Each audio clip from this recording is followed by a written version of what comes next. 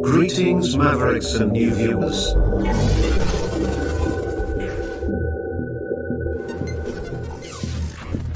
Tonight, direct and live from the Maverick News Network World Studios.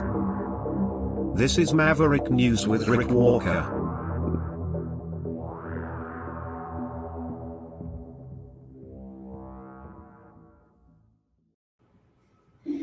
Welcome back, everyone. G7 summit happening in Alberta, Canada. Trump has Trudeau Derangement Syndrome. I'll explain. And, well, all that's going on out in Western Canada as the world comes to Canada, the world leaders, at least for the G7 countries.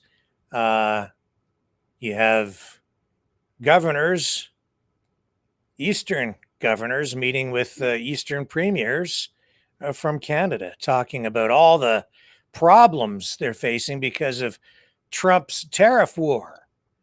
We'll dig into all that and more. I might even have some information on that Ostrich story tonight that you haven't heard yet. Won't find it any other place, but I have it for you here on Maverick News coming up right after this short break.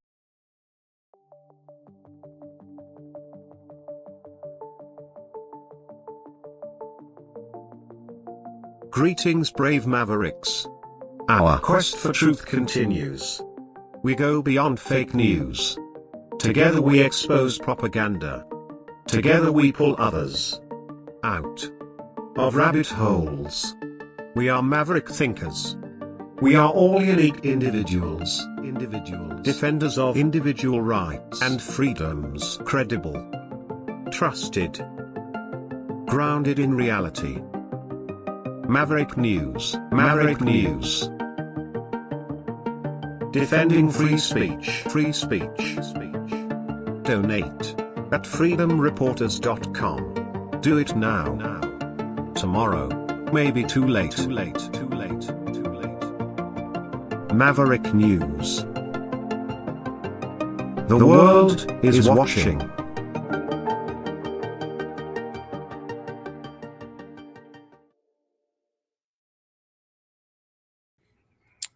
Okay, so G7 summit underway.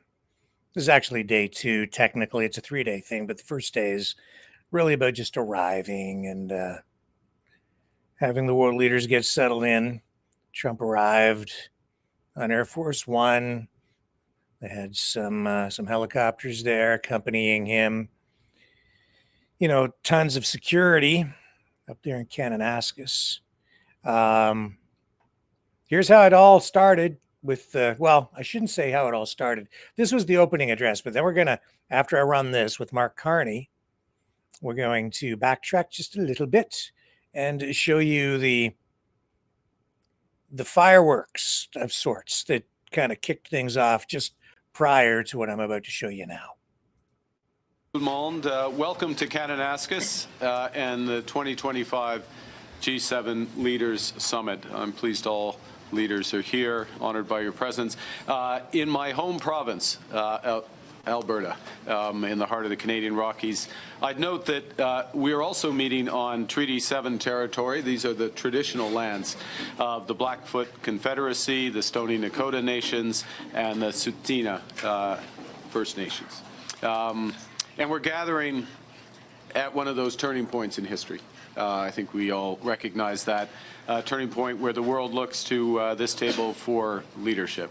50 years ago, in France, a group of leading industrial nations got together in the face of global economic and financial crisis. The end of the international monetary system is known.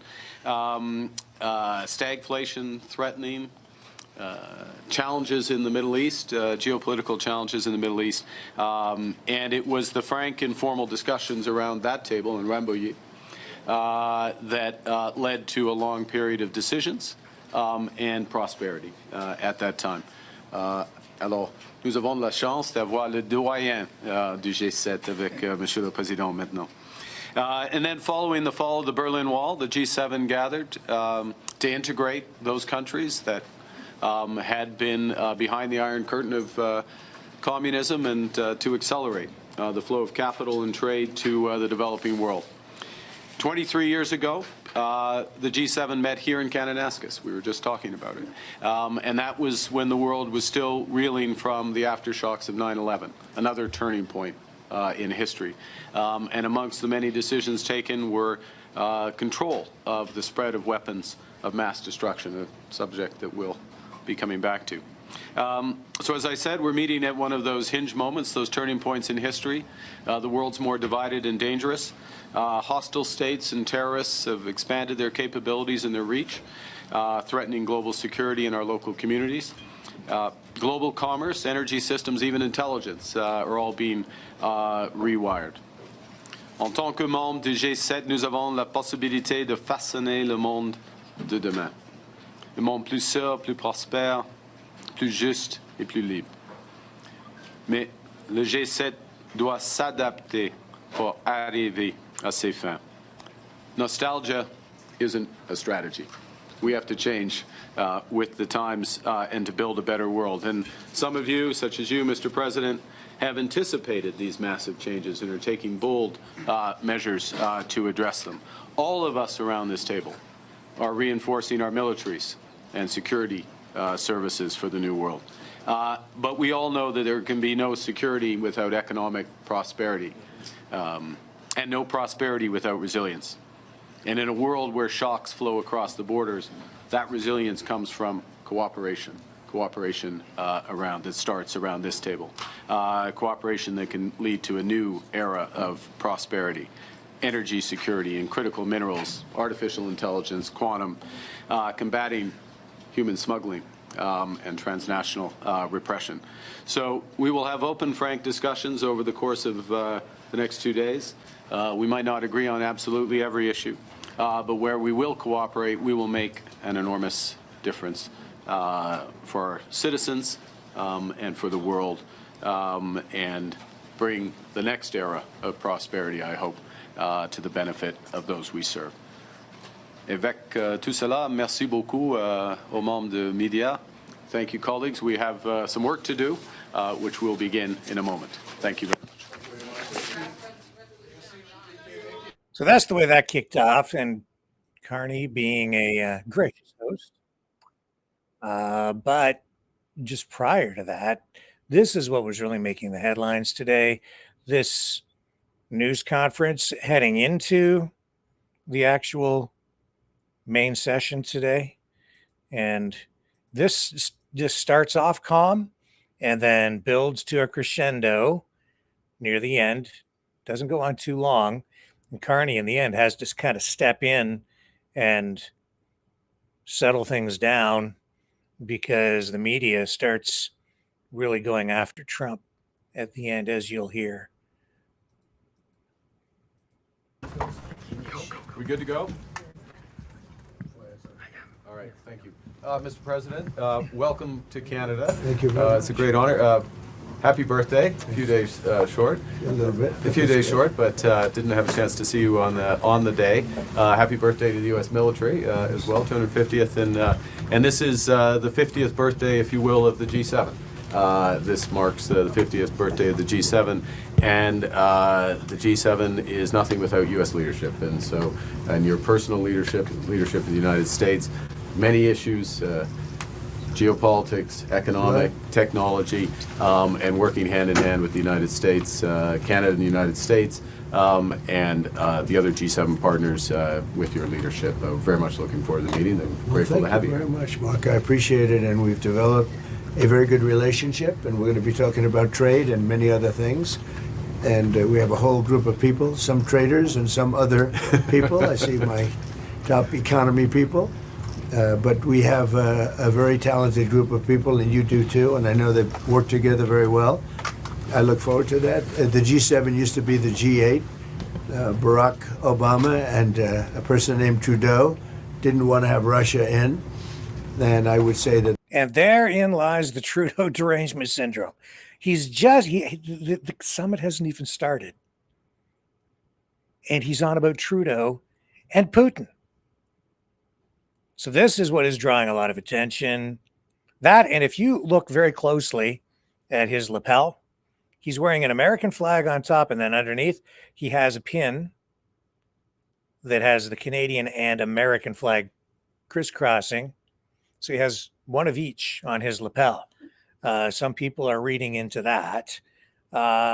This is life in a fishbowl, but he is stirring the pot and clearly wants Vladimir Putin to return to the G8. And not just blaming Barack Obama, but of course, Trudeau. Trudeau is no longer the prime minister, but he can't go. He has TDS, Trudeau Derangement Syndrome, not Trump Derangement Syndrome, Trudeau Derangement Syndrome. Justin is still living rent-free in Donald Trump's head. That was a mistake, because I think you wouldn't have a war right now if you had Russia in, and you wouldn't have a war right now if Trump were president 4 years ago, but it didn't work out that way. But it used to be He always says that. He keeps saying that and saying it, and it's not productive. It's tiresome. G8, and now it's, I guess, what's that, 8 years ago, it switched over. They threw Russia out, which I claimed was a very big mistake. Even though I wasn't in politics then, I was very loud about it. It was a mistake in that you spend so much time talking about Russia, and he's no longer at the table, so it makes life more complicated. But you wouldn't have had the war. Other than that, I think we're going to accomplish a lot, and I expect to. And I think our primary focus will be trade, and trade with Canada, and I'm sure we can work something out. Yeah, very good. Thank you very much. Yeah, so much. Thank you very much. Mr. President,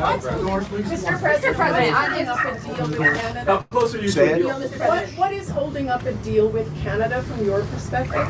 It's not so much holding up. I think we have different concepts. I have a tariff concept, and Mark has a different concept, which is something that some people like. But we're going to see if we can get to the bottom of it today. I'm a tariff person. I've always been a tariff. It's simple, it's easy, it's precise, and it just goes very quickly. And I think Mark has a more complex idea, but also very good. So we're going to look at both, and we're going to see what we're going to come out with something, hopefully. Mr. President, do you think a deal is achievable within days, within weeks? Is there that kind of runway? Yeah, it's achievable. Both parties have to agree. Yeah, sure. Mr. President, on Israel and Iran, have you heard any signals or seen any messages from intermediaries that Iran wishes to de-escalate the conflict? Yeah. What have you heard? What have you heard from the Iranians? They'd like to talk, but they should have done that before. I had 60 days, and they had 60 days, and on the 61st day I said, we don't have a deal. They have to make a deal, and it's painful for both parties, but I'd say Iran is not winning this war, and they should talk, and they should talk immediately before it's too late. And what would you say, in your opinion, what would it take for the U.S. to get involved in this conflict militarily? I don't want to talk about that. As you mentioned Putin, do you think that he should have a seat at the G7 today, that it should be the G8? I'm not saying he should at this point, because too much water's gone over the dam, maybe. But it was a big mistake. Obama didn't want him, and the head of your country, the proud head of your country, didn't want him. This was a big mistake. You wouldn't have that war. You know, you have your enemy at the table. Even, I don't even consider him, he wasn't really an enemy at that time. There was no concept. If I were president, this war would have never happened. But likewise, if he were a member of what was called the G8 at that time, it was always the G8, you wouldn't have a war right now. Why not have China? And what intelligence support are you providing Israel? We've always supported Israel. We have for a long period of time, strongly. And Israel's doing very well right now.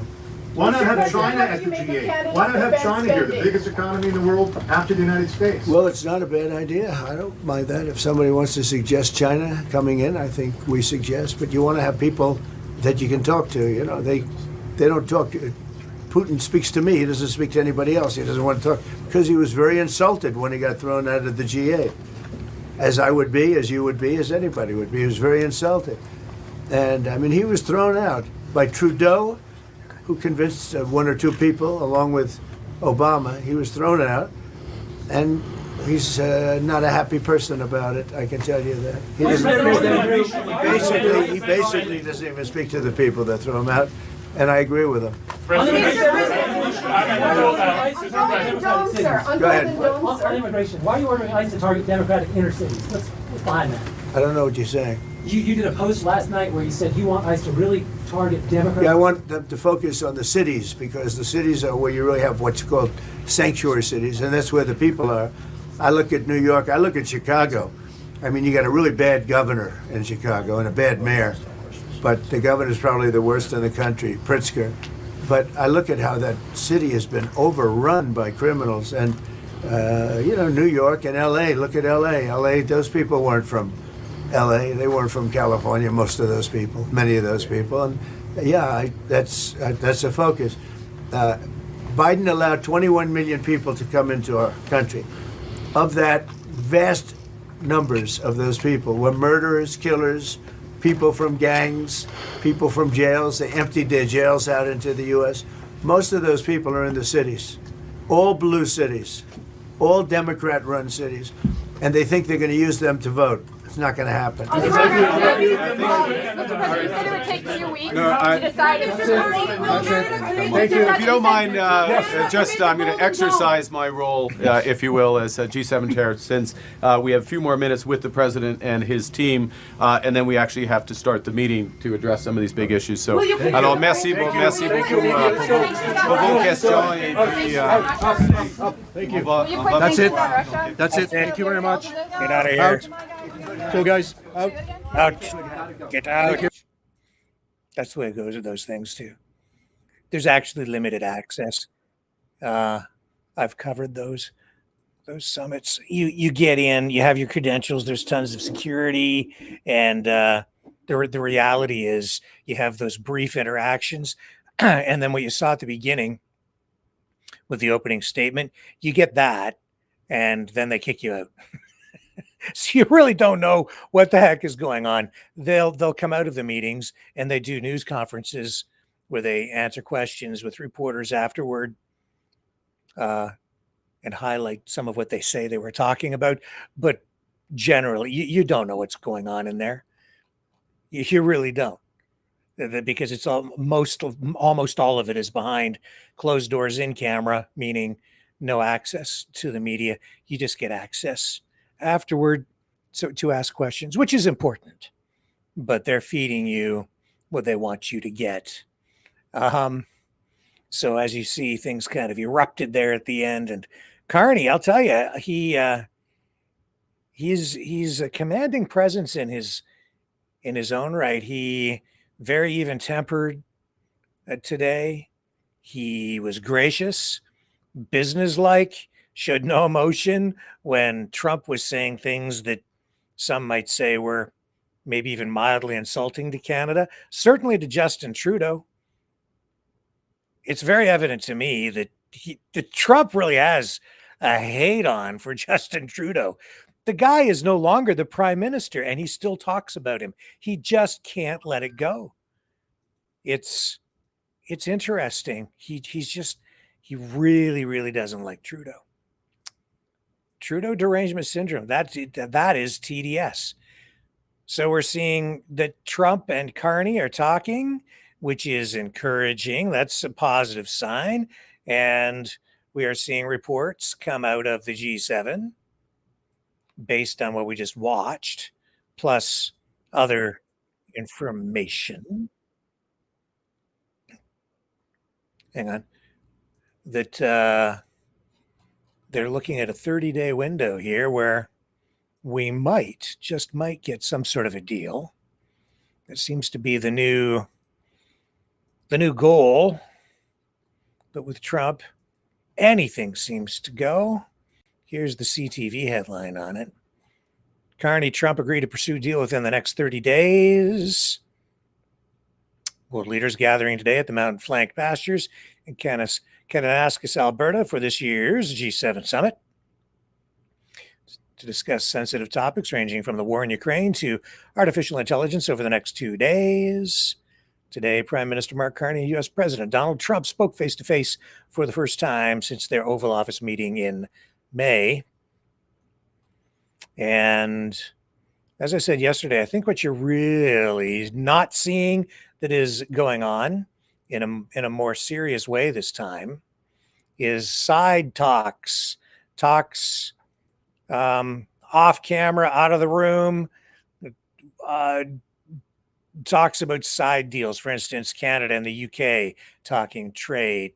Zelensky and some of these other world leaders have been invited there as well.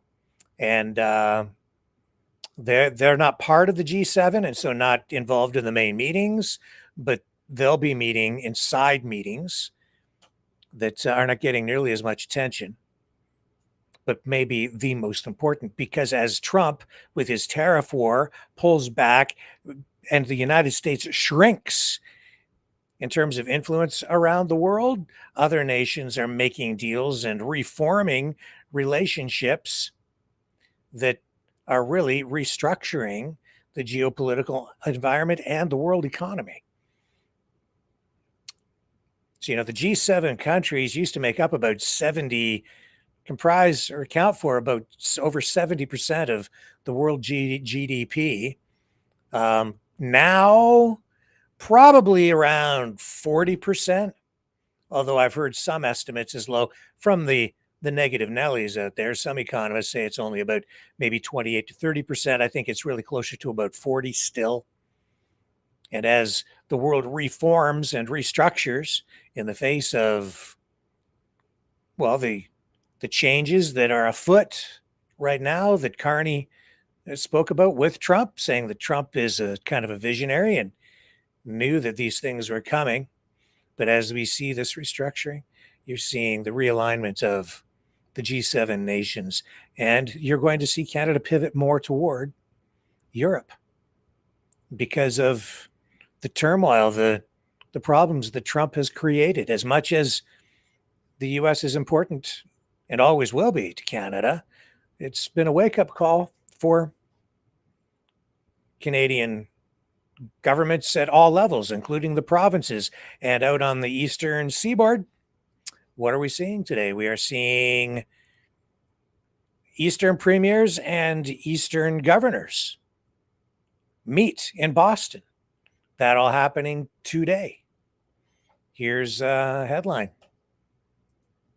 This is out of Maine, which has been covering today's meeting in the running in parallel to what's going on with the G7. And this is important to both the governors of the East and the premiers of the East in Canada. Northeastern governors and Eastern Canadian premiers meet in Boston to discuss trade. Very important. Because in Massachusetts alone, Canada is the biggest trading partner with Massachusetts, more than any other trading partner around the world. So here it says, well, the G7 summit got underway in Alberta, Canada. Northeastern governors and Eastern Canadian premiers converged on Boston Monday to take up trade wars and other issues that threaten to divide them. The summit focused on building alliances through shared resources and partnerships. The trade war between Canada and the U.S. was top of mind. Now, this is a post out of Maine, so of course they're focused on Maine Governor Janet Mills, who says tariffs on Canadian goods are taking a toll in Maine. Tariffs in general, says the governor, are already affecting our very important craft brewing industry. In Maine, 176 craft brewers depend on aluminum and other packaging that come from Canada, Mills said. So Northeast governors also reported the tourism numbers are down 20% to 60% in the wake of President Trump's suggestion that Canada become the 51st state. And he's not joking. So get that out of your head because he's serious. The Brunswick Premier, Susan Holt, said she's not encouraging her constituents to come to the U.S. Quote, our economies are so integrated in Canada. When an American loses their job in tourism, that's going to have a ripple effect in Canada. True. We don't want that. We want a certain person to hear that. This is hurting jobs for Americans and hurting their economy, Holt said. Mills said that she understands the hostility that many Canadians feel toward the U.S. and announced that she will travel to Nova Scotia and New Brunswick next week to try to repair relations. Man, unbelievable that this is even happening. There's no need for this. And it's destructive on both sides. Moving forward, it says here, Nova Scotia Premier Tim Houston said collaboration in key sectors will be good for both Canada and the U.S. These are things that are within our control, and we should work together. I think energy and research, he says, and always putting the citizen first. That's something we can do. Today has been a reminder for me of the equality of the people and the relationships that we have on issues such as energy affordability, a reliable power grid, and supply chain solutions. Leaders on both sides of the border pledged Monday to become stronger by working together. I saw a post, social media post from someone, I'm not going to say their name, who was criticizing the Canadian government and provincial governments for retaliating on Trump's trade war with Canada, criticizing the decision to take, for instance, U.S. liquor, alcohol, off store shelves in places like Ontario and all provinces, really. Saying, just buy what you want. Don't let the government tell you what you can and can't buy. Government overreach. But this is also a person who advocates for Canada, I think, becoming the 51st state, separating anyway, Alberta and maybe Saskatchewan. But what that person is not telling you is that there's one person who more than anyone is dictating to consumers what they can and can't buy, or what they can and can't afford to buy, and that is Donald J. Trump. Because his tariff war ultimately is a tax on U.S. consumers. That's right. If you buy, say, a car for, well, you could just pick anything.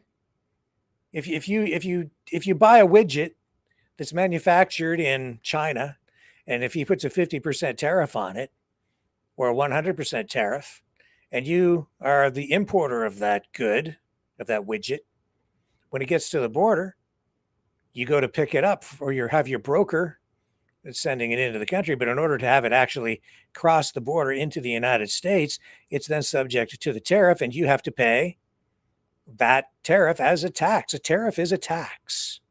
It just makes those things that much more expensive. So it's actually Trump, more than anyone, who is limiting choice by increasing prices to consumers, manipulating behavior through taxation. That is really what it is. And it is incredibly high rates of taxation when you look at it. Of course, you're trying to create an incentive or a penalty for people so that they end up buying things manufactured in America. But if you don't make it in America, if you can't get coffee or sugar made in America because you don't grow coffee and sugar in America, then consumers just end up being taxed. And that is limiting choice, manipulating public behavior through taxation and price manipulation, price controls. That is not the free market. That's certainly not, in my view, that's not the kind of approach a true conservative would take, not a fiscal conservative. This is the opposite of conservatism in many respects. It's not free market. It's not conservative. It is a controlled government planned economy using tariffs. And as you're seeing, it's throwing the world into a tailspin. In any case, Doug Ford, Ontario Premier, still making lots of headlines. Ahead of the meeting, even in the G7, and then this meeting in Boston. Here, I'll show you. he's actually turned out to be something of a how can I put this? He's getting a lot of attention, let's put it that way, on U.S. media, and it's all because of Trump's trade war. And here, let's just do a little Twitter scroll. There it is there. Doug Ford, he says, it was a pleasure to sit down with my friend Governor Kathy Hochul in Boston, New York, and Ontario, and are working together to advance small modular nuclear reactors as we build a more integrated electricity grid that can power jobs and economic growth on both sides of the border. So you see, if you work together, you can have mutual prosperity and growth. And instead of Doug Ford talking about a 25% tariff on energy going to the U.S.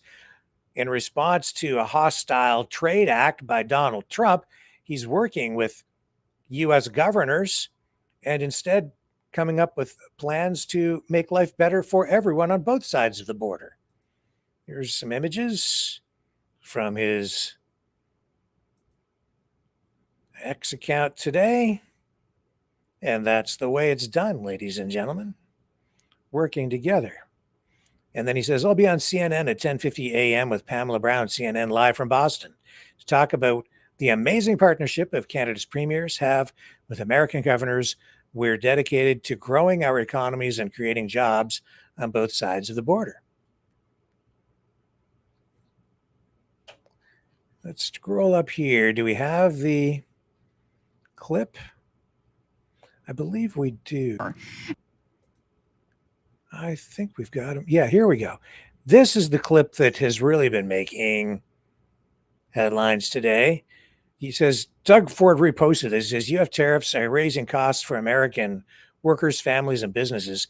It's time to end the tariffs, mend fences, and move forward to grow our economies and create more jobs as we build Fortress AmCan. Now, the headline out of all of this has been that the governors agree that Trump's comments toward Canada have been insulting. And that is connected to this interview then that Doug Ford did, Ontario Premier, on CNN. Join us now for more on this is Ontario Premier Doug Ford. Premier Ford, welcome back to the show. So the last time this summit was in your country, back in 2018, during President Trump's first term, it was immortalized by this picture right here we're putting up that many say really perfectly captured the dysfunction of the summit. So how can world leaders avoid a repeat of this amid the president's trade war? Well, first of all, thanks so much for having me on, Pamela. And I just really hope that President Trump brings a different attitude towards the rest of the world, and especially his closest friends and trading partners, that he actually wants to strike a deal. He doesn't want to be fighting with the entire world, and specifically his number one customer, as I always say. We do more trade than China and Mexico and Japan and UK and Germany combined. And I'm just here in Boston with convening with 6 governors and 6 premiers. And I just want to give a shout out to Governor Healy. She's doing a great job here in Massachusetts. Yeah, I'm going to talk to you about Boston in just a second, but I want to follow up with the president meeting with Prime Minister Carney at any moment now. We're expecting that. How do you expect he'll walk the line between keeping the summit on track and pushing back on President Trump's trade war? Well, I have all the confidence in the world in Prime Minister Carney. He'll be obviously very polite, being the host, but he also has to be stern. And it's hurting both the U.S. and Canada. As I always say, President Trump's tariffs is a tax on Americans. That's unacceptable. We have to send a message to the rest of the world. There's certainty here now in these two countries. And come and invest in the U.S. and Canada. But attacking everyone, which he's been doing over the last little while, and attacking economically Canada, his number one customer, that doesn't work. And it is won't notable. It's notable that President Trump is there at a time when he has been calling on Canada to be annexed to become America's 51st state. How much is that hanging over all of this? Well, as we talk to the governors, a lot of governors are saying it's insulting. It's insulting to your closest friend and allies. We love the U.S. I love the U.S. Canadians love Americans. There's one person that is causing this issue, and that's President Trump. Hopefully he'll take another avenue and start mending fences. Because right now, as the governors told us here, they're seeing a drastic decline in Canadian tourism. Yeah, that has certainly been an issue, particularly for the states like you're in right now. I want to ask you also, before we let you go, about this Bill 5. This was just signed into law in your province and allows for the creation of these special economic zones that can exempt companies or projects from provincial law. How do you plan to use that to counter the president's trade war? Well, we're going to speed up permitting rather than sitting there and waiting for a permit in 15 years. We're going to get it done under 2 years, and we have the full support of the federal government as well to get the critical minerals out of the world, out of the ground, to compete against the rest of the world. And who do I want to send it to? I want to send it to our American friends. Ontario has more critical minerals than anywhere in the world. As China is cutting off our great friends south of the border, who's there to hand over the critical minerals? Ontario is. And China is not supporting any critical minerals that go to your defense, aerospace, or manufacturing. They've cornered the market, but they haven't cornered Ontario's critical minerals. We have more than anywhere in the world, and along with our energy as well. I want to send more energy to our friends south of the border. As you know, that the bill is getting pushed back from Indigenous communities who disagree with the limited requirements for consultations with them on projects that impact their lands and their treaty rights. What are you saying to these communities who feel like their rights are being stripped away in favor of economic growth? Well, there's a few of them, and not a lot of them, but I've had a great relationship with all the Indigenous communities. We're putting $3 billion in the window until they can get grants and have equity partnerships. We're giving them $70 million of training and skills development, $10 million worth of scholarships. And don't kid yourself, there's a tremendous amount of chiefs out there that want to move forward. They want to be progressive. They want their kids to have a better life than they had. And there's always going to be respect for their treaty rights, and there's always going to be duty to consult. They know it. Everyone knows it, and that's why a recent poll came out, 73% of the people in Ontario want to move forward with it, but it will move forward with consultation with our First Nations communities. There's a few that's making noise, but the vast majority, you watch, they'll be full steam ahead, and we're going to work collaboratively with our First Nations communities. I want to circle back to Boston, where you are right now. You said you're meeting with governors. Obviously, yes. A big point of discussion, as you mentioned, is tourism. Do you see anything being worked out on that front to help revive tourism with Canada? I really do, and I think it's really going to help if they sign a deal. As the Governor Hochul was saying, that they're seeing 1/3 the amount of tourism than they used to see, and we're all working together. It's really, I'll call it this way, it's a love fest in the room, and there's a mixture of everyone in the room, and we just want to get things back on track and move forward, and we're just two great countries, great trading partners, and let's move forward, because everyone in that room knows Canadians love Americans. Ontario Premier Doug Ford, thank you so much. Yeah, thank you so much. Say hello to my good friend Wolf. He's champion. Right here next to me. Thanks, Pamela. Always good to have you in the Situation Room, Premier. Welcome back. Yeah. And we'll continue these conversations for sure down the road. And as somebody, as you know, who grew up in Buffalo, right on the border with Canada, we love Canada, we love Canadians, and we hope that tourism flourishes as it always has in the past. Thanks so much for joining us. Excellent. God bless America. God bless Canada. Thank you. Good point. All right, coming up. Indeed. Yes. God bless America. God bless Canada. I can get on board with that. Stay with me. We'll be right back.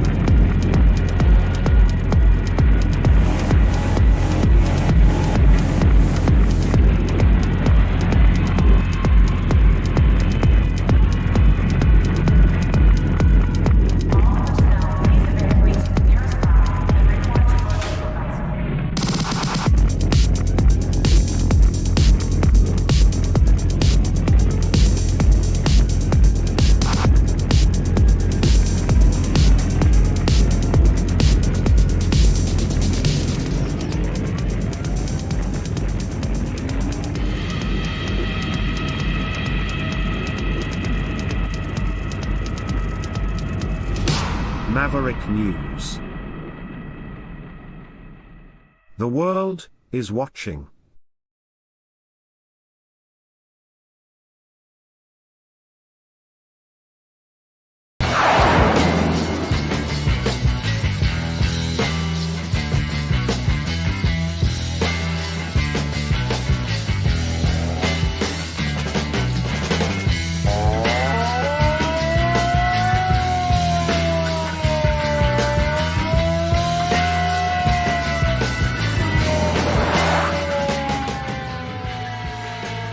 Maverick News.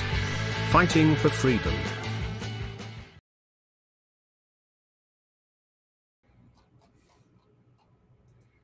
Okay, so let's just take a look and see what Donald Trump is posting online.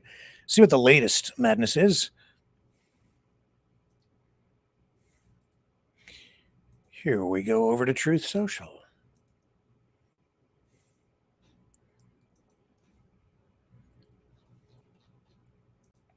There it is on the screen. Just his most recent post. Well, there's something about a Newsmax article piece that's running, and Iran should have signed the deal. I told them to sign. What a shame. What a waste and waste of human life. Simply stated, Iran cannot have a nuclear weapon.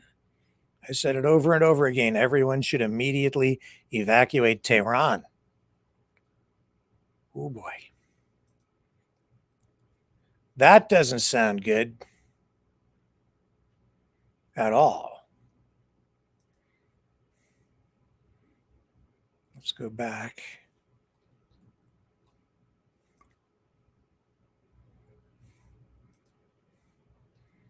Come back down. America first means great things, including the fact that Iran cannot have a nuclear weapon. Make America great again. 31 minutes ago, somebody please explain to kooky Tucker Carlson that Iran cannot have a nuclear weapon. So Tucker Carlson is now jumping on the bandwagon saying, hey, why not? Why can't Iran have a nuclear weapon? That's interesting. Is that true? Iran and Israel should make a deal. This is from yesterday. And will make a deal just like I got India and Pakistan to make. In that case, by using trade with the United States to bring reason, cohesion, and sanity into the talks. And two excellent leaders who were able to quickly make a decision and stop.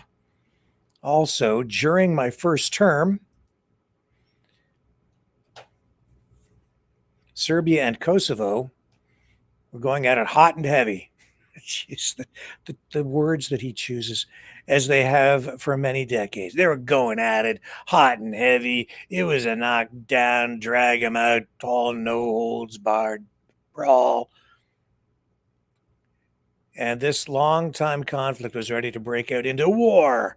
I stopped it. Biden has hurt the longer-term prospects with some very stupid decisions, but I will fix it again. In other cases, Egypt and Ethiopia and their fight over a massive dam that is having an effect on the magnificent Nile River. There is peace, at least for now, because of my intervention, and it will stay that way. Likewise, we will have peace soon between Israel and Iran. Many calls and meetings now taking place. I do a lot and never get credit for anything. He's such a whiner. He's such a baby. But that's okay. The people understand. Make the Middle East great again. Whatever, man.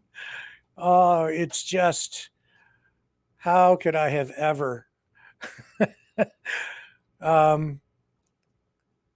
been so easily duped as so many of us were? This is ridiculous.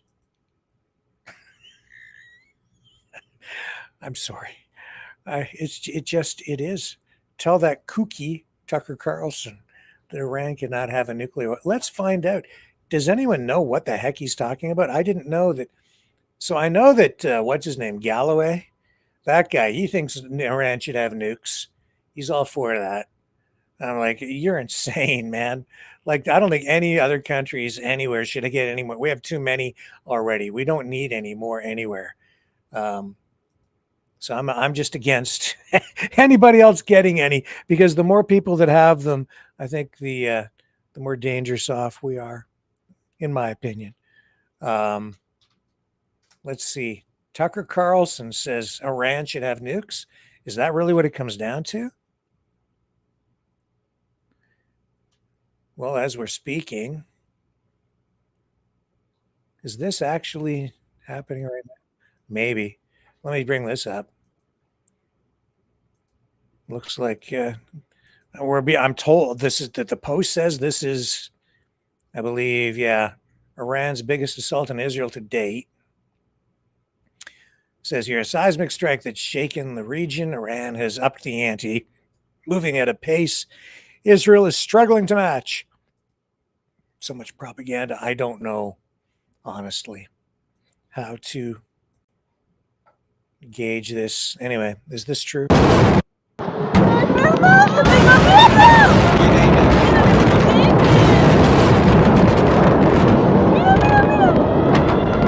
Why? Die.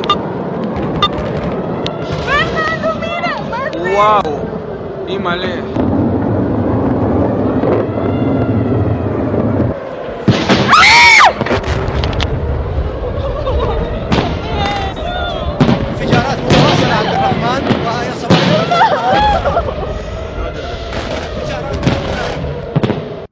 I don't know. When I'm looking at anything on X, I just don't know what to believe what's true.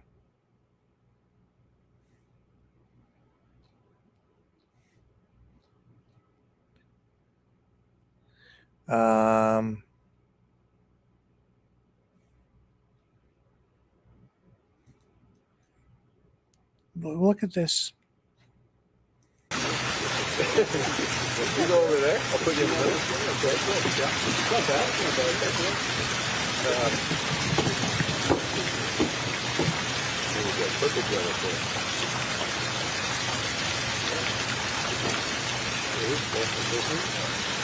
We got the plate down to everybody. We said 100% chance of rain. He's talking about his parade. He's gonna, the forecast said 100% chance of rain, and it didn't rain. It's like it was my birthday, so God called off the rain. I thought it was supposed to be. But that's 50 years over here. Okay, that's good. You good? Yeah. Okay. All right. So now, if you come this way, yeah, and then we'll step off. On the buffer, are you considering sending buffer buses to Israel first? Asking about Israel, but he doesn't want to talk about that.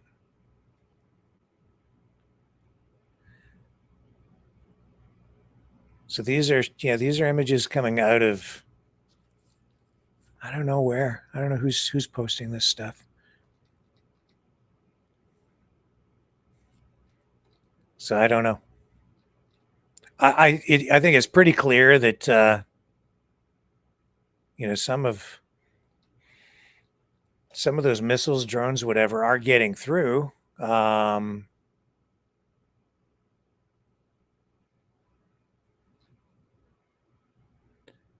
But how many? It's we're in the fog of war. I mean, look at this. I'm not buying that.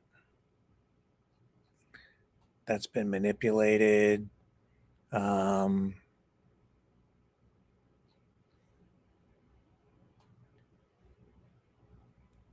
So that's a Russian site.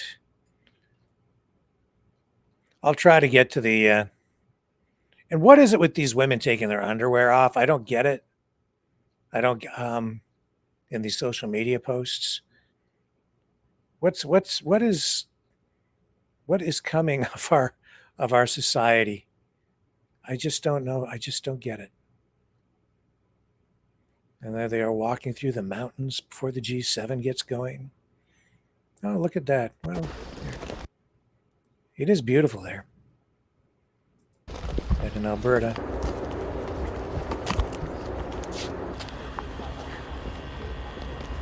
Welcome to the Travel Channel.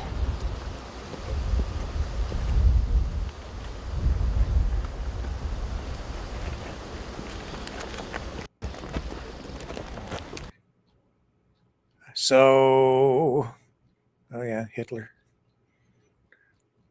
Well, that's the Twitter scroll. Let's get that down off there, shall we? Now, Zelensky also at the G7. Of course, as I say, these are like side talks, right? So he obviously is there to try to build support for Ukraine as the conflict between Ukraine and Russia continues. And he has kind of flipped things on its head to a degree with Trump, because he's taking up a position here now with Zelensky saying, let's make a deal.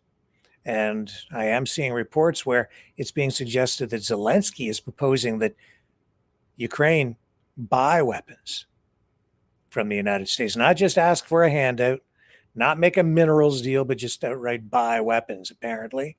What that would look like, I'm really not sure. But we are seeing some concerns here, because as the G7 unfolds and trade wars around the world between the United States and every other nation on earth take center stage, less and less attention is being focused on Ukraine, which was a problem back in 2014 when the Russians first invaded. It didn't get much media attention at all, and it wasn't really anything that the rest of the world was paying any attention to at the time, honestly. So fast forward to the full-scale invasion, and people are easily confused about who started the war, why it started. They don't even know the history dating back as far as 2014. So tonight, as you can see from social media posts like this one by Manu Gomez saying Zelensky's on his way to the G7 summit, desperate at how quickly Ukraine is disappearing from the headlines at the most difficult moment. Yes, it's true. It's a major concern. And that is because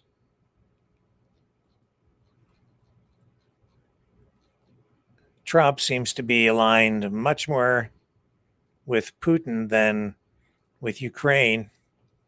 And it looks like deals are being made behind closed doors. So yeah, I think it's absolutely a something to be concerned about. And as I mentioned, Zelensky is saying, let's make a deal. Putin, of course, has refused really to even entertain the idea of a ceasefire.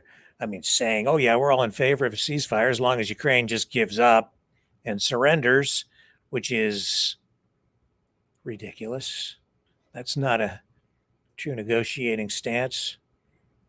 And Ukraine showing with its resilience and ingenuity, launching historic attacks, really, using new technology, new drones, smuggling those drones in to the country and then hitting those airfields deep inside Russian territory and other strategic targets. Again, hitting the Kerch Bridge, the bridge in Crimea. Pretty severe damage from that. Really showing that they're a long way from giving up. Here's Zelensky talking about what the Russians have really been doing. He's really disgusted, honestly, and I can't say I blame him, because Russia did take thousands of children. They did kidnap them. It's a fact. And they are sort of going through how would you phrase it? Re-education, a cultural cleansing, if you will. And you have to remember that these kids have now been in Russian custody for years, like 3 years. And as part of this prisoner exchange that Donald Trump mentioned, what's really been going on, and I have been hearing about this for many weeks, as the Russians send back the bodies of Ukrainian soldiers, they are mixing in the remains of Russian soldiers. So really they're saying, here, you can bury these soldiers too, making that Ukraine's problem. And the different body parts are mixed and mismatched, and so it's a horrific situation. And then as part of that, because that's all part of a prisoner exchange deal that they've been trying to work out, that Trump says is moving forward, apparently Russia has said, we'll give you, if you send us back our soldiers, we'll give you your children. And of course, Zelensky appalled by that, because essentially, well, what that is that's holding children hostage. So Zelensky replies like this. Якщо чесно, вибачте за таке слово, це божевілля, яке, до речі, русські пропонували. Ми їм даємо військових, а вони нам дітей. Просто це поза розуміння і поза міжнародним правом. Це, в принципі, в їх дусі життя. І тому дітей треба повертати. І тут потрібно, Yeah. Here's I just, you talk about in Canada the accusations of the Canadian government committing cultural genocide on First Nations. In that's really how that could be characterized, what's going on over in Ukraine with Russia's kidnapping those kids. And when I first heard about it, I was buying into the argument that Russia had initially taken the children because they were in harm's way in a war zone. But as time has gone on, they've made no effort to reunite those children with their parents in Ukraine. They haven't given them back. They're refusing to do so. And it's becoming very clear that it wasn't really about taking the children from a war zone where they were in danger and in the crossfire. It's really about cultural cleansing. That's what it is. And Ukraine wants the kids. They want their kids back. If you were a parent and someone took your child in a war and they ended up on the other side, how would you feel? I know how I would feel, regardless of the politics, the boundary lines. It's just children and their parents, man. It's just those parents want their kids back. And the kids, if they do come back, you're a little kid. How much you going to remember about your parents if you were like 3 years old and they took you, and when you get home, you're like 6, 7, 8, 10. Lost years.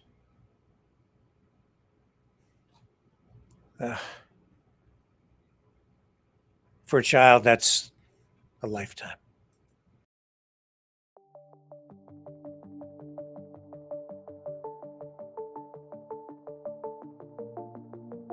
Greetings, brave Mavericks. Our quest for truth continues. We go beyond fake news. Together we expose propaganda. Together we pull others out of rabbit holes. We are maverick thinkers. We are all unique individuals, defenders of individual rights and freedoms, credible, trusted, grounded in reality. Maverick News, Maverick News. Defending free speech, Donate at freedomreporters.com. Do it now. Tomorrow may be too late. Maverick News. The world is watching.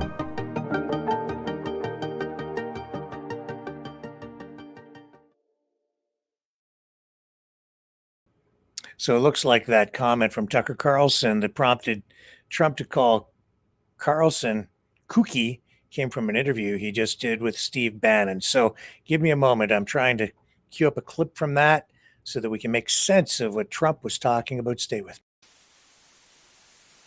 You know, someone very profoundly once said many years ago that if fascism ever comes to America, it'll come in the name of liberalism.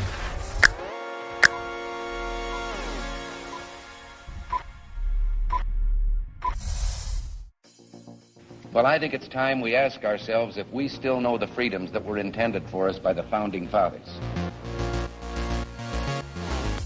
If we lose freedom here, there's no place to escape to. This is the last stand on Earth.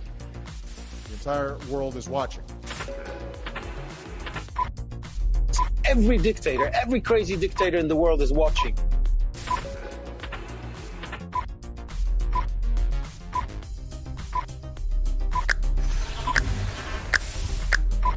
The world is watching. On TV, the entire world is watching. On social media. But the entire world is watching, and yes, they are seeing what we have apparently bravely been willing to say that others are thinking. Stand for freedom. Literally stand for freedom.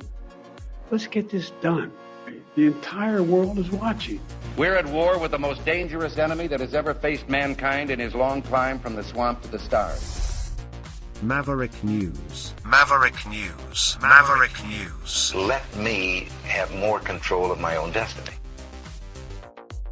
The world is watching.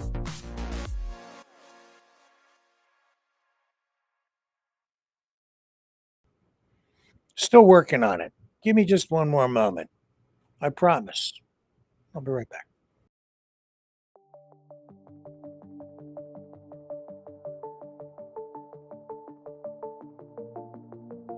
Greetings, brave Mavericks. Our quest for truth continues. We go beyond fake news. Together we expose propaganda.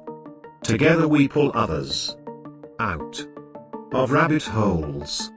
We are maverick thinkers. We are all unique individuals. Defenders of individual rights and freedoms. Credible. Trusted. Grounded in reality. Maverick News. Maverick News. Defending free speech. Free speech. Donate at freedomreporters.com. Do it now. Tomorrow may be too late. Maverick News. The world is watching.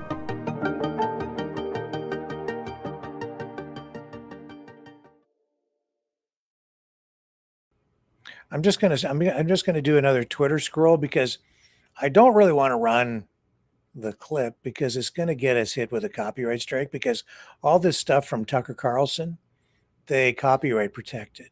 So that means if I run it, we get nailed for even fair use review. But here's what we're seeing online. It's all related to that. It says, so Carlson posted this online, says it's worth pointing out that a strike on the Iranian nuclear sites will almost certainly result in thousands of American deaths at bases throughout the Middle East and cost the United States tens of billions of dollars.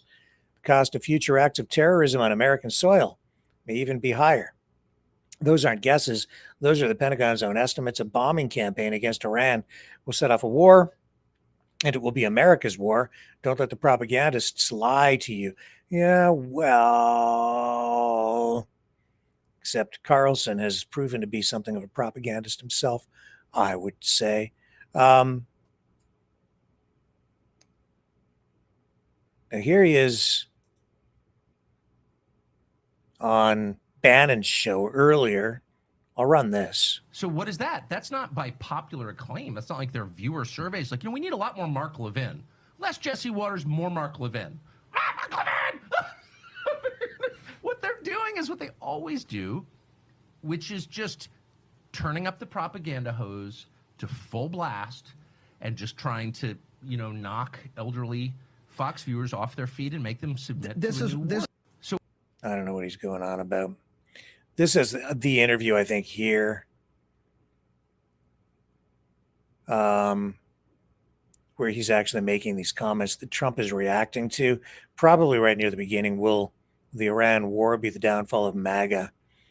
Maybe it's broken down into sections here, but pretty clear that it's a comment that he's made somewhere in the first 7 minutes. I've not watched this, so you can go check it out yourself. But here's Donald Trump's post from Truth Social included in this Twitter scroll. Somebody please explain to Cookie Tucker Carlson that Iran cannot have a nuclear weapon. And Nick Fuentes, brother. Trump has now turned on Tucker Carlson and claims that America first can also mean bombing Iran for Israel. This is exactly why I didn't vote for Trump in 2024 and chose to stay home, even though I was relentlessly attacked for it. America first means many great things, Trump said here, including the fact that Iran cannot have a nuclear weapon, make America great again. Showed you that already.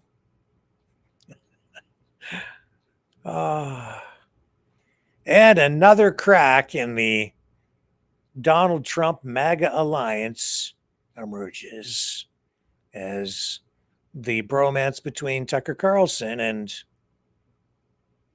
Donald J. Trump begins to show signs of weakness, deterioration, destruction, self-destruction. You're seeing it in real time. The dysfunctionality of the populist movement, because it is trying to bring the extreme left and the extreme right and some elements from more moderate sections together. And they have very little in common once they get past sort of those initial few issues that galvanize them. I've said this from the beginning for a long time. That's what makes populism so difficult to maintain.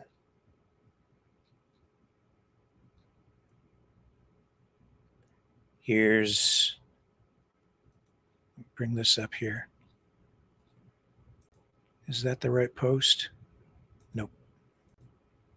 There it is. Show you this. This is what I'm talking about too with the children. Right there.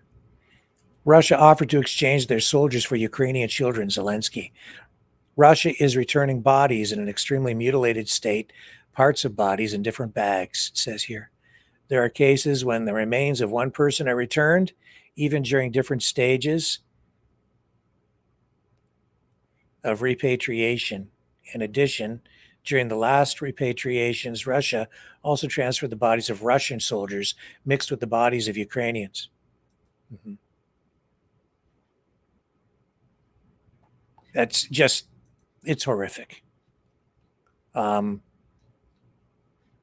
It's hard to even fathom, to just even think about it when you haven't had to live through a war like that. To me, it's unimaginable. And we're seeing people fleeing from Tehran as a result of Trump's Truth Social post. Here we've got video of that. Let me bring it up for you.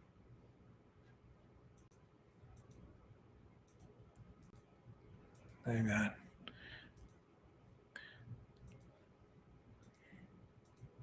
See, when the President of the United States speaks, people take it seriously, and he should probably be more careful overall about what he says. But when he says people need to get out of Tehran, people are taking that seriously, and I would too. The exodus, it says here, began days ago, but it is escalating, surging even more tonight because Iranian air defenses are not only under strain, but apparently beginning to fall apart.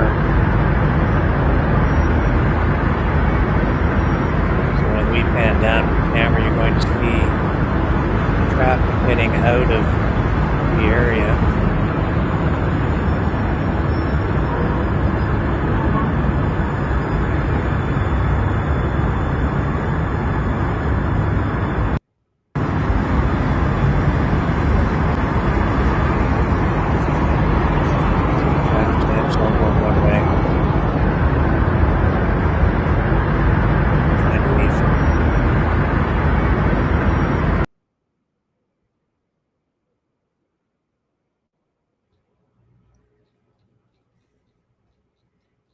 Okay, so what else do we have for you this evening?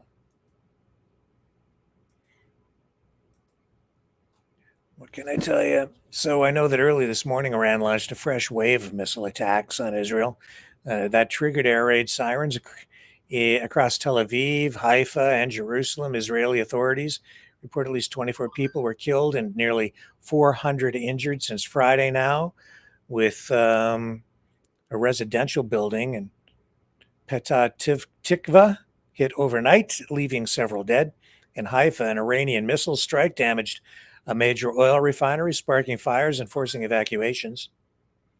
Israel's Iron Dome defense system has been working overtime to intercept incoming missiles, but some have broken through, as I indicated, causing significant damage.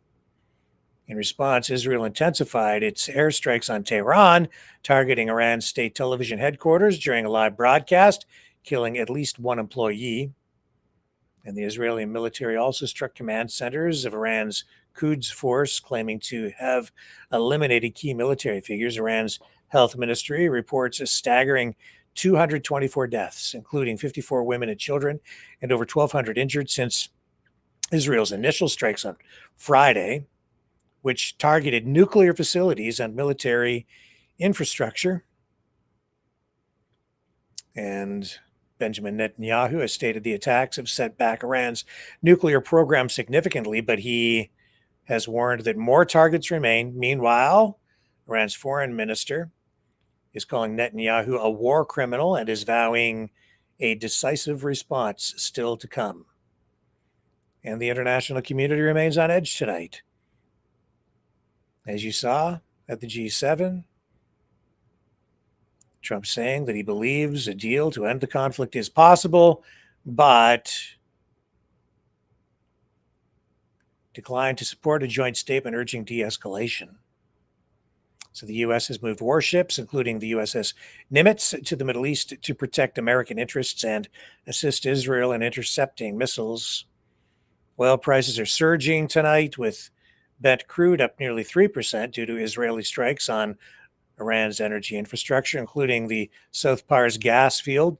Airspace closures in both Iran and Israel are disrupting global travel, and fears of a wider regional conflict are growing, as you saw in that Twitter scroll.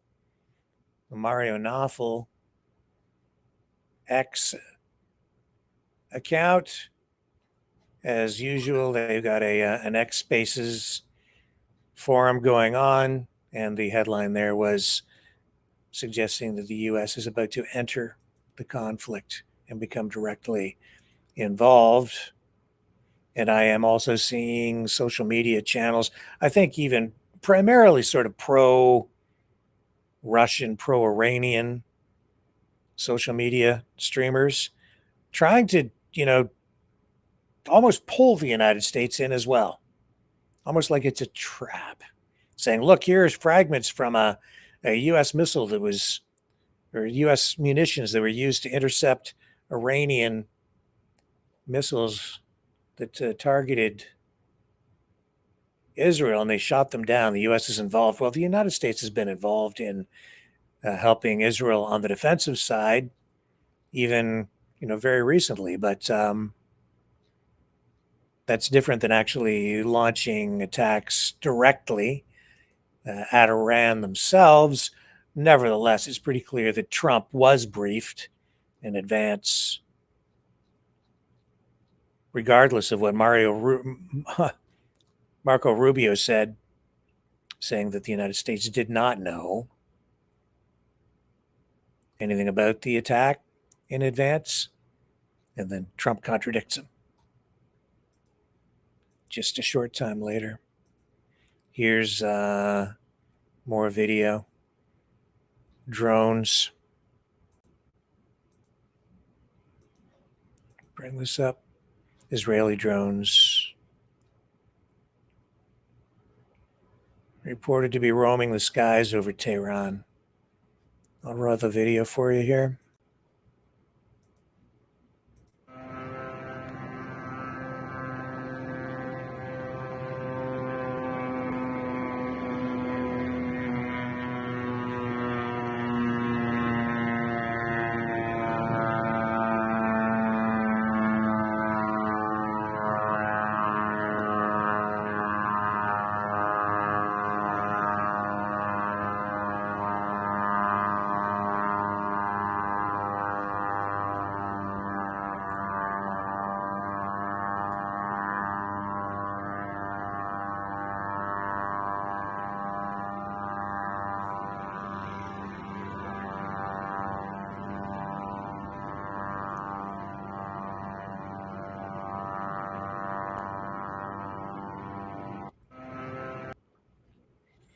That's eerie.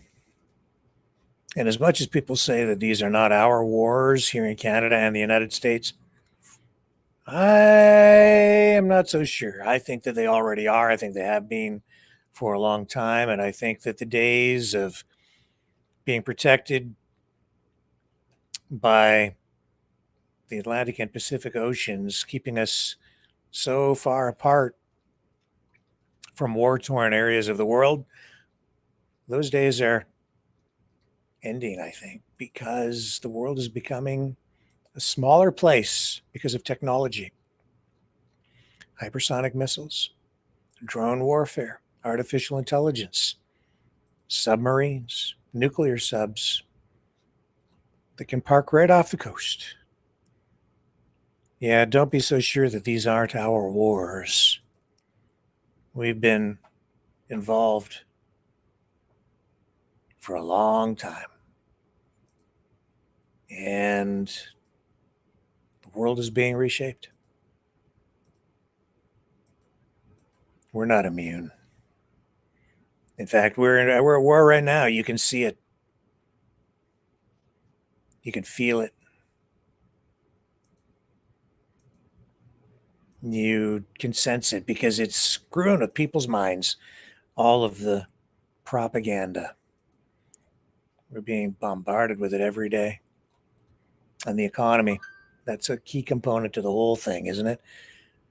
That's what the G7 is all about. And the BRICS nations versus the G7 and debt. Who's holding debt? Who owes whom? The United States, Trump eyeing Canada, not because he wants to make us more prosperous, it's because he wants our wealth. The United States is deep, deep, deep in debt. And what countries hold the debt? Japan and China. Times are changing. And the United States isn't the only country with nukes, or the U.S. and Russia then. It's not a bipolar world anymore, man. A lot of other countries have nukes. Trump acknowledging the quote from Tucker Carlson, whatever he said, obviously suggesting that maybe Iran should be allowed to have nukes to balance the playing field against Israel, which everyone thinks does have nukes as well. But they've never used them.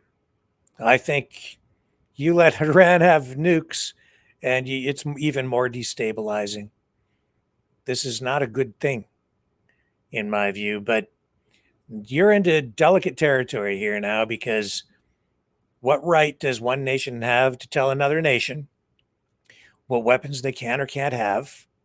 And if you take a preemptive strike action against another nation, is that really justified? You begin to take a look at these things, like, what is a sovereign nation? Who has the right to say what to whom? You have a rules-based international order, which was really created, with the United Nations and NATO trying to enforce the rules internationally to keep us all safe, living under a nuclear umbrella after World War II. Things have changed. And you have all these various nations saying, we don't believe in your rules-based international order. We're a sovereign country. We get to do whatever we want. If we want nukes, we get nukes. And how do you argue with that? Well, it's a threat to us. Well, yeah, but who says you have the right to tell us what to do? We have just as much a right to exist as you do, don't we? You see how it gets so complicated so quickly? And so we go to war. And one country strikes another country. Was it because they were being threatened by the other country? Or was the country trying to develop the nukes feeling threatened from the country that they needed the nukes to have protection from? It depends on your perspective. It gets complicated. Or do you have to wait for one country to attack another country before the country that, see?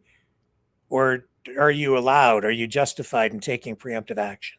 Striking preemptively because a country is developing nuclear weapons? You tell me. This is giving me a headache.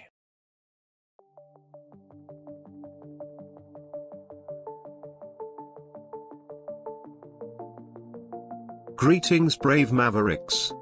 Our quest for truth continues. We go beyond fake news. Together we expose propaganda. Together we pull others out of rabbit holes. We are maverick thinkers. We are all unique individuals, defenders of individual rights and freedoms, credible, trusted, grounded in reality. Maverick News, Maverick News. Defending free speech, free speech. Donate at freedomreporters.com. Do it now. Tomorrow may be too late. Maverick News. The world is watching.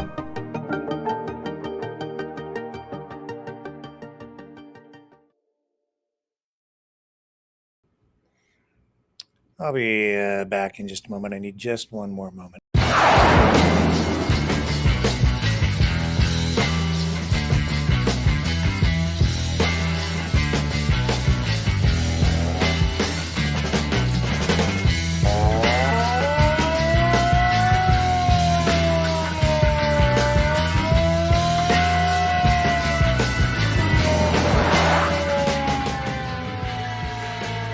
Maverick News. Fighting for freedom.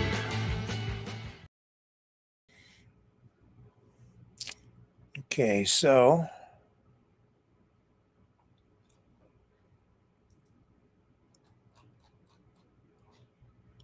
pivoting back to the ostrich farm story. Set this up. I've got something here tonight that really just puts it all into perspective.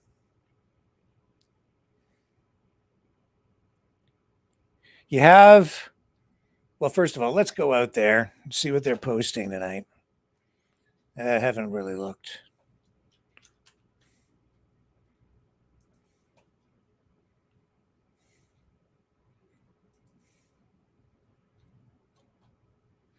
Oops. Okay, so Universal Ostrich Farm out in Edgewood, BC, tugging at the heartstrings, saying, save our ostriches.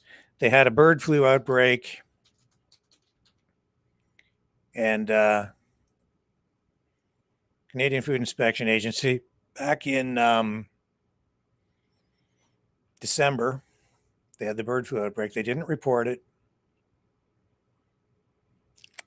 And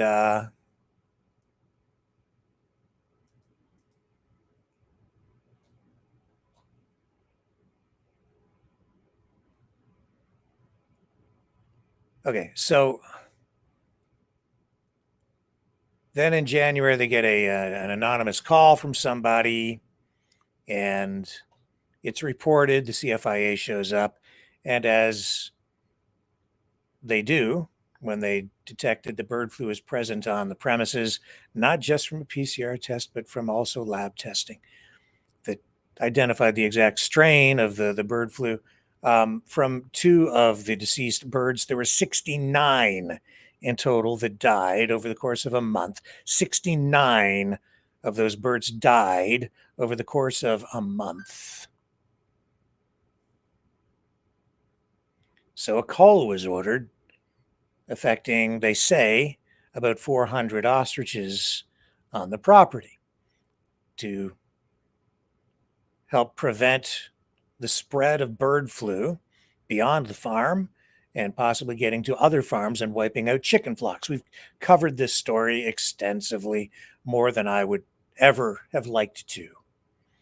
But as my attention was drawn to it and I began to just do my job, I've been uncovering crazy things, learning that the farm has been an open air biolab where they were injecting the birds with a COVID antigen to do COVID research using ostrich antibodies, apparently trying to collaborate with a laboratory in Quebec and a university professor in Japan.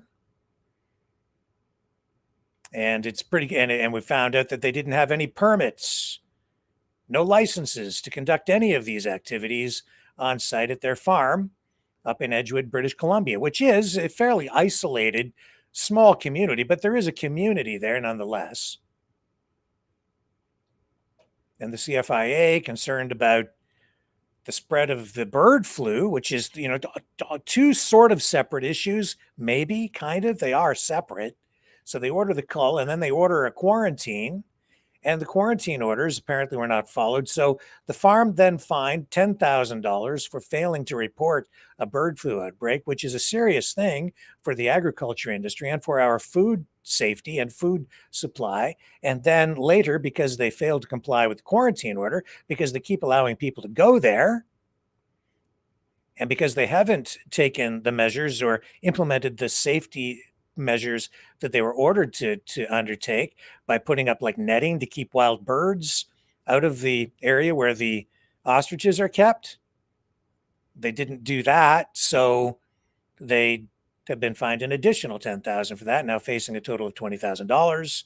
And then we've seen protests ramped up around the farm, coinciding with a legal challenge, which has delayed the call for about 6 months now, giving the farm due process as their property rights are respected, and the challenge is allowed to wind its way through the court system. And now a second court challenge, after losing the first time, a second one has been filed. So more paperwork, more delays, as the entire thing becomes political.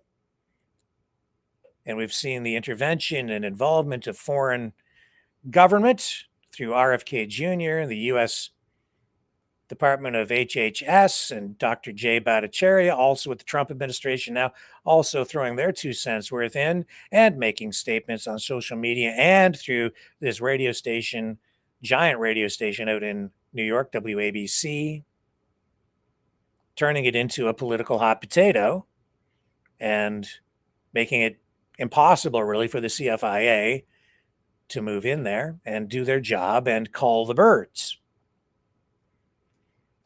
So on the one hand, you have people concerned about the possible spread of the bird flu, and the challenge to the government, and the challenge to the rule of law, and the challenge to our systems, and the threat to our food supply in the view of many. And then on the other side, you have the farm owners saying, no, we have the answers to COVID. We have the hope for humanity. We can save humanity with our birds because they have natural immunity to bird flu, because the ostriches that survived produce antibodies. And they're also producing COVID antibodies. Yeah, because you're injecting them with an experimental antigen for which you had no permits. And then we've seen through the court filings, and this is where I'm getting into the new information now. We've seen through the court filings that the farm was entering into a bunch of different business arrangements with different companies, some which they set up themselves, and then other companies as well.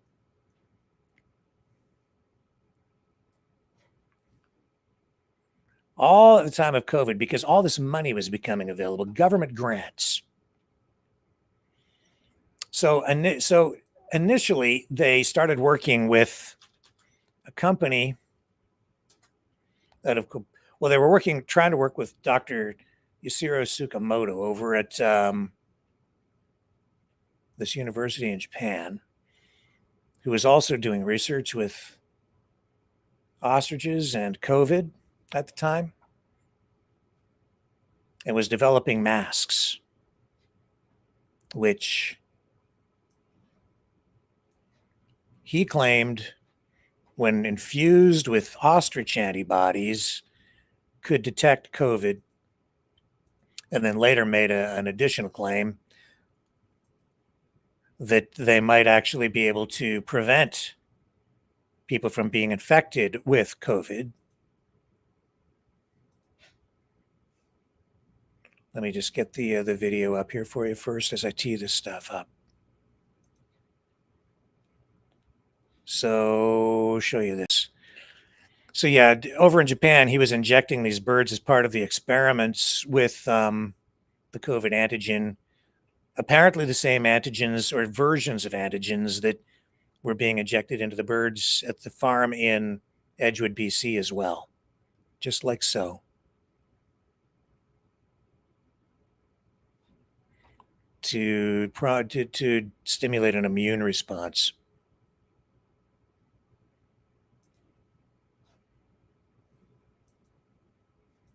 So that's what they were doing there. And they were doing the same thing at the farm in Edgewood. And they were getting, they said, their antigens, not from the university originally in Japan, but from this company in Quebec, Immune Biosolutions, which received a $13.4 million Government of Canada grant to do research. And they have indeed been doing research with the farm or with chickens. And it says right on their website that they hack into the immune systems of chickens and birds. It's right on their website. Those are the exact words. So we also know that in their interviews with Katie Pasitny and Karen Esperson from the farm, that after a while, the deal, the business arrangement with that the farm had with Immune Biosolutions was just cut off.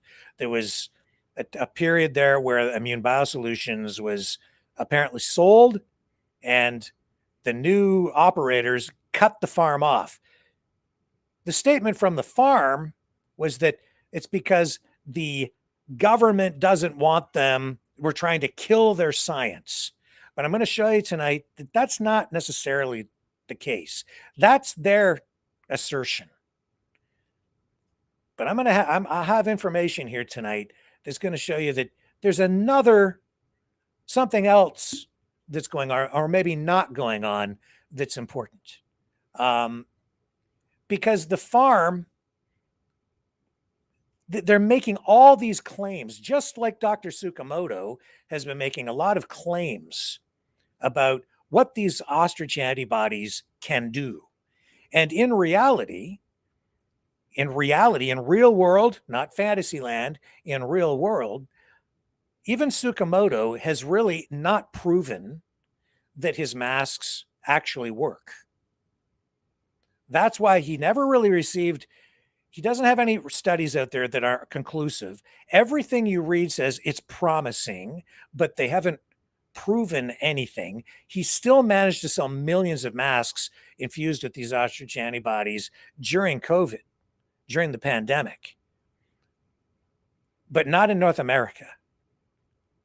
And I don't know that they're even still selling them now. And there's no proof that they cured anything. They've not produced any actual pharmaceutical products or drugs that can prevent or cure COVID. They don't have anything showing that they actually to prove that these things, like scientifically prove that they prevent or cure anything. What they have produced is, as I've shown you,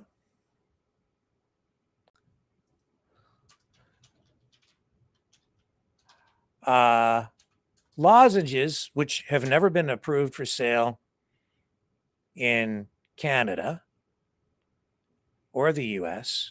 They might be, I don't know if you can even buy them in the US. But they're a nutraceutical product, sort of like what you would maybe get at a flea market or something. And don't have a drug approval number. Now, also, they have produced this hair tonic to make hair grow again. So they produced this stuff with ostrich antibodies. And again, even the studies here, not peer reviewed, not I don't know if there's any even real proof. You got sort of customer testimonials, but very limited testing, really. And there's Dr. Tsukamoto with an egg. And, basically they're saying smear this stuff on your scalp and it'll make your hair grow again, through a company here called Ostrich Pharma USA. And there's the hair tonic you can use. So, but no actual studies to prove anything. But that's not a drug. That's sort of a cosmetic type product, and has not gone through the same kind of studies that, say, Rogaine has gone through, or other hair regrowth products. It has not received that kind of scrutiny, hasn't gone through that level of testing. And the reason I'm drawing your attention to all of this is because, as part of the court filings that have become public as the second court challenge is underway, to again delay everything, and the fundraisers continue, and we are well over $250,000, 300,000, don't even know how much money they've raised in total. But this was a letter of intent, which we showed you the other night, and I'm going somewhere with this, and now we're starting to get down to the nitty-gritty. This is a letter of intent from the court filings from 2020, and this came from, it was with Breathe Medical Manufacturing. And Breathe Medical Manufacturing, a company out of British Columbia as well. And as I showed you, they made masks. And their letter of intent said that they were going to buy, they had an agreement that they could buy ostrich antibodies from Universal Ostrich Farms. Here's the website for Breathe Medical Manufacturing. Here we are here. And this was a company that was set up during the pandemic in response to the huge spike in demand, of course, for masks at the time. And there was government money involved, as you can see.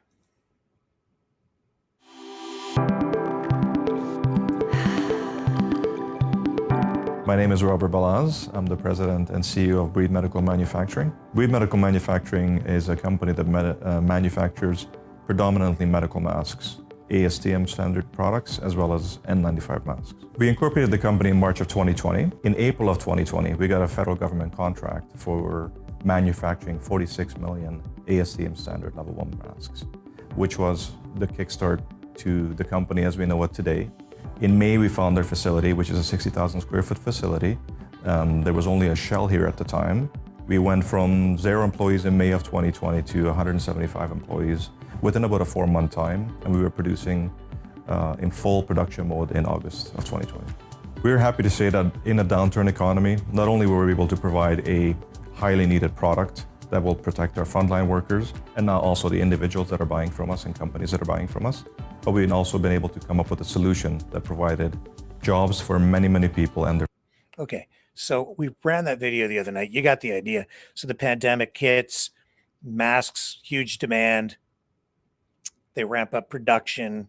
There were concerns even about the quality of masks coming out of China. So they're very focused at this company on quality and compliance with standards to make sure that all the masks they're producing meet whatever standard is required for whatever product they're producing. As you can see here, under their products lineup, they have N95 face masks, NIOSH N95 surgical respirators, NIOSH N95 industrial respirators. In order to get those certifications, you need to comply with very strict guidelines and testing so that, NIOSH approved 95% bacterial filtration efficiency according to ASTM F2101. Like all this testing goes into these products to be absolutely sure to keep people safe, that they do what they say they are going to do. Because if you are in an industrial setting where, say, you're working with asbestos, or if you're in a medical setting where you have particulate in the air that could be a biohazard and it's of a certain particulate size, you need to make sure that whatever your mask is supposed to do, that it does it, because you can't inhale that stuff. So very, very strict manufacturing guidelines, and they were adhering to them. And you can see that right on their website. Every product they're selling of like the top quality is the case for everything here, and everything's meeting standards. And they're very focused on it. Now, then they've got this letter of intent to purchase ostrich antibodies from Universal Ostrich Farms, which maybe at the time seemed like a great idea, right? But I took note that if you go to their website today, they don't have that product for sale. Now, David Dixon, investigator who has been looking into this, has been sharing a lot of information on this, and as have a couple of other, Babylon Beaver and Canuck Law, releasing a lot of information on this. And that's where the court filings have been coming from, because those guys have just been scooping up those documents and then posting them online so that we're all made aware of the reality of what's going on surrounding the farm, the backstory. But I noticed they're not selling those masks with ostrich antibodies. So why not? So I've been digging, and I've been trying to get to the bottom of all of that. And I've called out to that company a number of times, could never get an answer. Phone rings, no answer. Phone rings, no answer. Also kind of weird, right? For a company that apparently had millions of dollars involved and appeared to be still operational, except it's not. That company not in business, but I did also call out to Immune Biosolutions. Finally got somebody on the phone there the other day who confirmed that, yes, indeed, for a while, they were working somehow with Universal Ostrich Farms. But I also note that there were statements made saying that at no time that the farm may not have ever actually received any payments from Immune Biosolutions.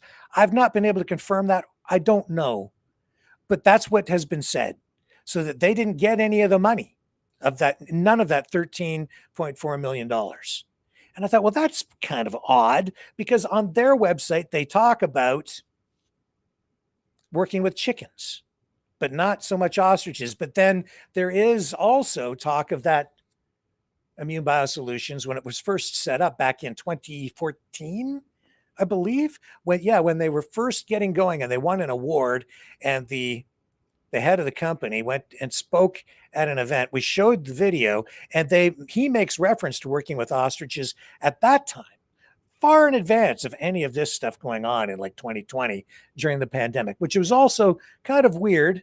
But I don't know. It's not clear what kind of money was flowing, if any, from Immune Biosolutions back to the farm. But we do know that the farm has been in financial distress. There's all kinds of problems going on out there with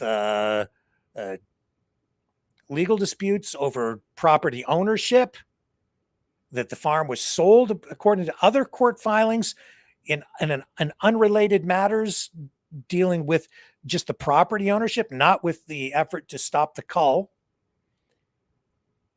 Very destabilized, dysfunctional operation out there. Just because you can see that there's financial problems and investors and plans and all these different companies being set up. And it's a sort of a web of business stuff going on that sort of makes sense, but doesn't make sense, because nothing seems to be gelling. It doesn't seem to be coming together. When I look at it from an economic or a financial point of view, none of it's gelling and none of it's making sense, other than to say that it's not working. And then they say they get cut off from their business dealings with Immune Biosolutions. They say it's like some government conspiracy. I don't think that's what it is at all. I think it's because, as the CFIA has indicated in their court filings, countering the arguments from the farm, they're saying they haven't really been engaged in any valid scientific research out at the farm at all. Finally, today, I was on live and I happened to dial up and I actually found a different contact number and I got a hold of the former vice president of operations for Breathe Medical out in British Columbia. I have the interview and it's very telling. It shows that basically what's going on out there. Well, let me just run it. Hello. Hello, who am I Hello. speaking? Hello. Hi there. Hi. How's it going? Who's this? My name is Rick Walker. I'm out in Ontario. Is this Breathe Medical Manufacturing? No, it's not. Oh, okay. Breathe Medical Manufacturing. Wow, that's been out of business for a while. Oh, they're not in business anymore. No, not even at all. Yeah. Oh, Are you looking for someone there?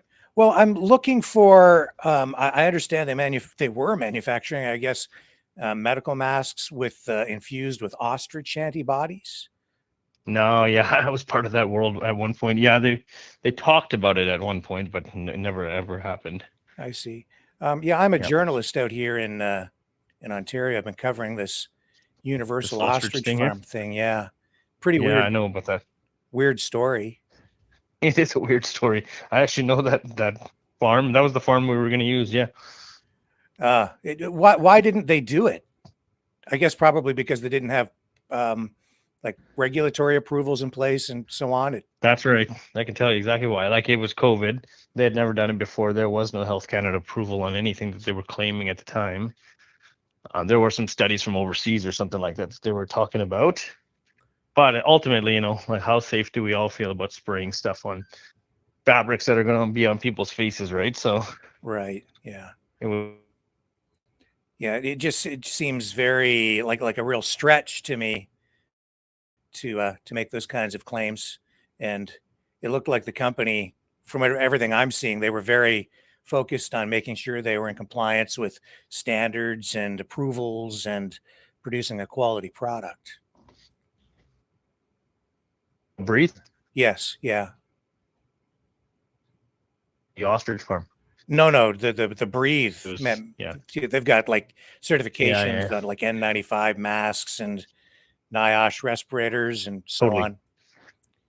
But anyway. That's right. Yeah. We did all that stuff and then we had to just shut her down and the government didn't want to keep it going anymore. So it's been out of business for at least a couple of years. I see. I thought they were still in business because there was this letter of intent that was filed in court and your letter of intent to purchase the antibodies, which I guess just never actually ended up happening. That's right. Yeah. Never ended up happening yet. All right. What was your name? Who am I speaking with, by the way? Because this number. Yeah. So it's probably still on the website. They were kind of getting it taken down. My name is Justin Singh. I was the chief operating officer there. So oversaw the whole operation at one point.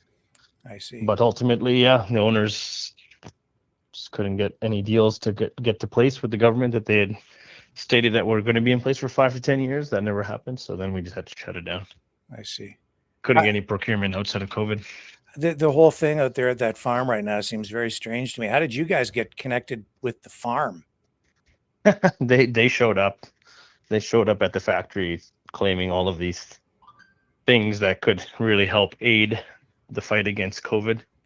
So they came to seek this out, which they were very close to, the location-wise, to where we were going to manufacture in Kelowna. Yeah, but so that I believe that farm's not very far away. Yeah, a couple hours. But in the end, they just couldn't prove any of that because they just didn't have the proper studies. Yeah, and Health Canada made it very well known to us that it would be stuck in research for a long time before we could ever get it approved to be used. Yeah. So, yeah. Well, pretty. Yeah. It's pretty aggressive of them to be claiming all those things without any Health Canada Well, for crying out loud, studies or. I heard the one lady on another stream, and I did speak to her, Katie Pasitny, and she was on another show saying that you could prevent measles with ostrich antibodies, and I can't That's right. find even one study related to that. No, we couldn't find much either, but they were just under the impression that these ostriches were able to fight off all different types of diseases and bacterias and viruses, and it had to do with their genetic makeup and antibodies that they carried. And I think there's a lot of assumptions to their theory, right? So it costs a lot of money and time to get those types of scientific studies done, right? So I don't know if you've ever met them. They're just kind of countryside farmers, right? So yeah, they're definitely far from being Harvard research students or any of that kind of stuff, right? So yeah, I guess you've been kind of taking note of what's going on out there. It's seems very political to me more than scientific at this point. You would think so when all the names that you're seeing are all involved all of a sudden, right? So yes. Is there an interesting thing? Yeah. So as I follow this story along, is there any advice or direction you might give me to try to make sense of what's going on out there? Oh, any advice? Nah, I don't know. It's just, you know the old theory, like it's very hard to convince people of something that they've just made real. I think the owners of the farm just truly believe in stuff that's not scientific, right? So yeah, like to have a lot of people out there who believe viruses don't exist. That's right. So there'd be more part of that. COVID is a this and COVID is a that kind of theory-based stuff. So yeah, I don't know. We would have been using ostrich antibodies many years ago if it really worked or was scientifically proven. Yes. Sure, everybody studied everything, right? So yeah, exactly. Well, like listen, a small little farm that had, I think at that time, like 10 or 15 ostriches. They only had 10 or 15 ostriches at that time? Yeah, there wasn't very many. There wasn't this 100 or 200 they got now or whatever they got. Well, they say like 400. Well, is it that many? Shoot. That's what they say, but I don't see that many out there. Yeah, we went to the farm. It was, well, maybe there was more than 15. Maybe there was less than 50, but there was no like Jurassic Park runaround of ostriches. Like there was not hundreds of them. Well, that's the thing, though. Like there seems to be discrepancy or confusion over. Well, there just seems to be an accounting issue. Like they can't even really. No. How many? I think that boils down to who you're dealing with as the ownership there, right? So. Yeah, and the other issue is it just doesn't seem, as CFIA has pointed out in the court documents, they're not really running a facility that meets the standard for any kind of real research. That's right. That's right. That's for sure. And ultimately, I don't even know if it's up to standard for any type of practice outside of just like, some type of, personal farm that they're running, right? Like, I don't know if it's certified for anything. So I don't know. Exactly I haven't been there since 2020, right? So it's been a long time. Yeah. Like I don't even think they can even retail or sell off those ostriches or do anything with anything. Though there's no certificates or licensing to do anything on that farm. But who knows? I just caught wind of it and I was like, oh shoot, I've been on that farm. I know those people. So when they're sitting there saying these birds are worth, I think they're saying they have a value of 7,500. CFIA is offering to pay them like $3,000 a pop, but I don't see that they're even worth anything because they've been injected with these antigens that they say they've been getting from, well, multiple sources to research COVID. Plus, they've been infected with bird flu. Yep. How do you sell those for food at this point? You can't. I don't know. You cannot. You can't. Cannot do that. Yeah. So I don't know. Yeah, it's one of this again, right? The value is in what the market says, not what you think, right? So that's exactly right. And whether you can even sell them to anybody legally. That's the biggest thing, right? Is if you do want to get some type of recoup on investment, you got to have all the right things in place to sell it. You can't just go sell it. You can't put them on Facebook Marketplace and sell them, right? So, well, they do. They're live animals. They do. Well, I know they do. That's why I said that. Yeah, they're interesting people, right? So they probably don't live by the law very closely. So no rules out there. That's what it comes down to. Yeah. Yeah, that's why they live way out in the sticks there, right? So yeah, not many people pop in there, and not many people bother them there. So they can probably do what they want with lots of time. And I don't know where they have their money from. They don't strike me as very wealthy people. Well, there's some questions about the farm ownership, large debts that they've accumulated, right? Legal disputes over the land ownership or the property ownership. Yeah, which just adds new layers of intrigue to this mystery. Yeah, that's not surprising. That's for sure. Well, yeah. So I'm with Maverick News is the my news platform, and as I say, I'm a journalist out here in Ontario, but I've been following this story out of the Ostrich farm.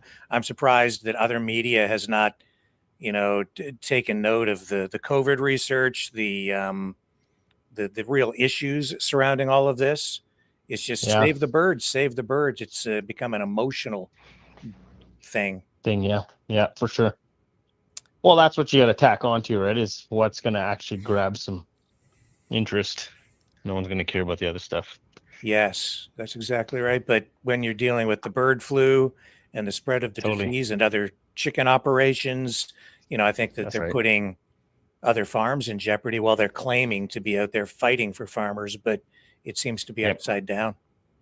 Yeah, it's strange. Well, all the best to you. Well, thank you very much for your comments and your information. I really, really appreciate you providing some clarity on this for me today. Very, very helpful. No problem. Thank you. Bye-bye. Bye.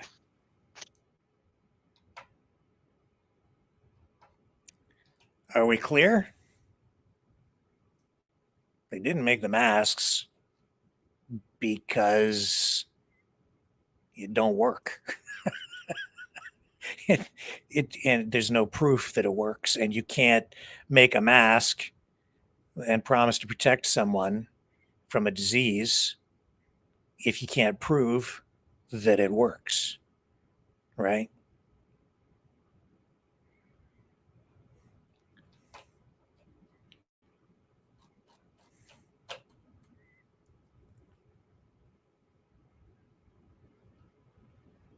All right, so I had that on earlier today, rerunning it for you now, the live interview rerun, and I hope that helps people understand what's really going on out there. All right, science is not what you believe; it is what you can prove and replicate, like repeat the result. You start with a hypothesis, you go through a scientific process of research, and you get to a conclusion, and you then have it reviewed, and you have to be able to duplicate the results over and over and over again to prove efficacy. And there is no proof of any of this. And I could get into the real science over and over again and in more depth. But the bottom line is, if that worked, these guys would have been making the masks and would be filthy rich for having done it. And the company isn't even in business anymore because it wasn't a viable product. But if you want to buy the hair tonic, smear it on your scalp, I guess, and have at it.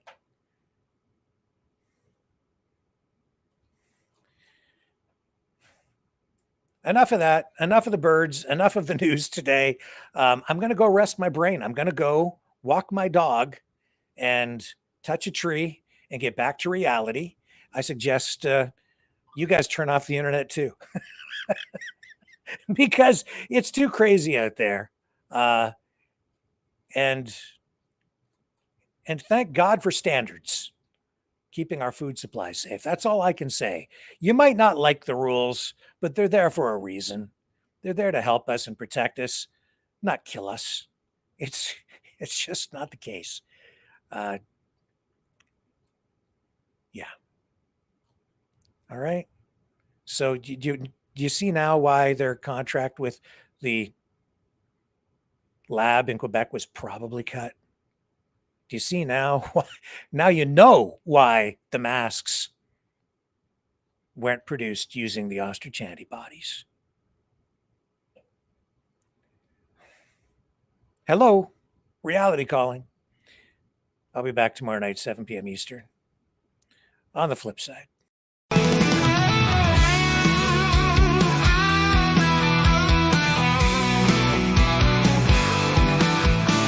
I heard old Cosmo howling last night up on the hill where the moon shines so bright. He was singing a tune, lonesome dogs cry about freedom, running and touching the sky. If I leave here tomorrow, would you still remember me? Cosmo's free, running wild, wild as the wind can be. He's a free dog, he's a free dog, he's a free dog. Cosmo's got them paws that just itch to roam. He's chasing his dreams, he's far from home. With a heart full of love and a spirit so free, he's living his life wild and carefree. If I leave here tomorrow, would you still remember me? Cosmo's free, running wild, wild as the wind can be. He's a free dog, he's a free dog, he's a free dog. He's got the stars in his eyes, the wind in his fur, a tail that wags like it's never heard of a blur. Cosmo's on a journey, he's got no chains. He's running through fields, breaking all the lanes.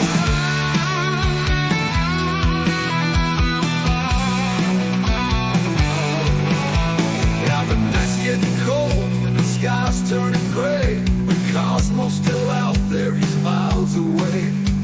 He's not looking back, he's got his path to tread. With every step, he's leaving his path. If I leave here tomorrow, would you still remember me? Cosmo's free, running wild, wild as the wind can be. He's a free dog, he's a free dog, he's a free dog. So if you're feeling lost, just think of Cosmo's run. Remember his spirit, his freedom, his fun. And maybe one day, when you're feeling low, you'll find your own freedom and let your spirit go. If I leave here tomorrow, would you still remember me? Cosmo's free, running wild, wild as the wind can be. He's a free dog, he's a free dog, he's a free dog.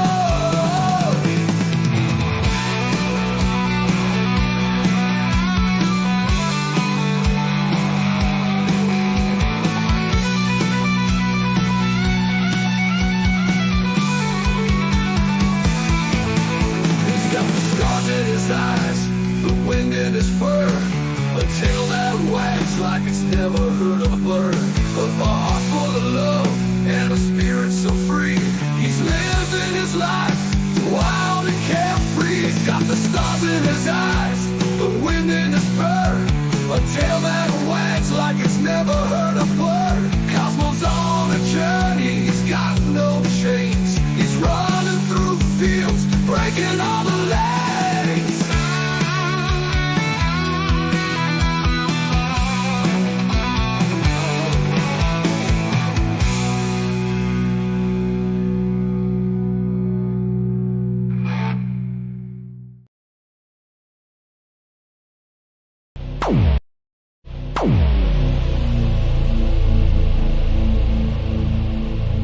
This has been a Maverick Multimedia production.